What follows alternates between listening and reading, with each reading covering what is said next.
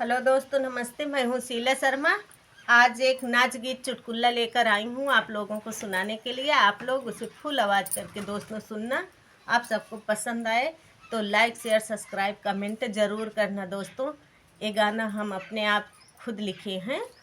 इसे आप लोगों को पसंद आए, जैसा लगे आप लोग कमेंट करना।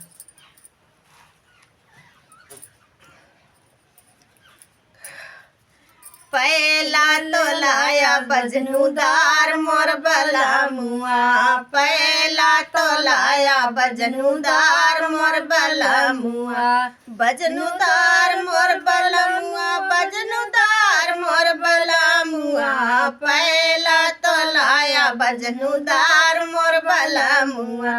पहला पहिर जाब गईली आंगनवा। पहला पहिर जाब गईली आंगनवा। पायल के आवाज सुन जा रे मोर ससुइया। पायल के आवाज सुन जा रे मोर ससुइया। संगवाई में ससुर लंबरदार मोर बला मुआ। संगवाई में ससुर लंबरदार मोर बला मुआ। पहला तो लाया बजनूदार मोर बला मुआ। पहला तो लाया बजनूदार मोर बला मुआ। पहला पहिर जाब गईली ओ सारवा। पहला पहिर जाब गईली ओ सारवा।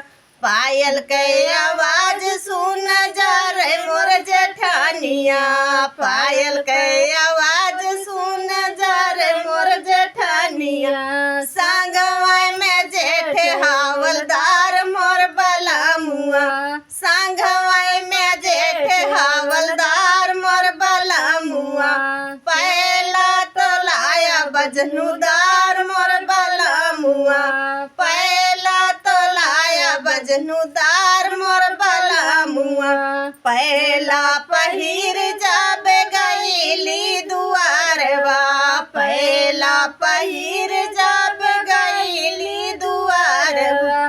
पायल के आवाज सुन जा रे मोर ननदिया। पायल के आवाज सुन जा रे मोर ननदिया। संगवाई में देवरा दिलदार मोर बला मुआ। संगवाई में देवरा दिलदार मोर बला मुआ। पहला तो लाया बजनूदार मोर बला मुआ। पहला तो लाया बजनूदार मोर बला मुआ।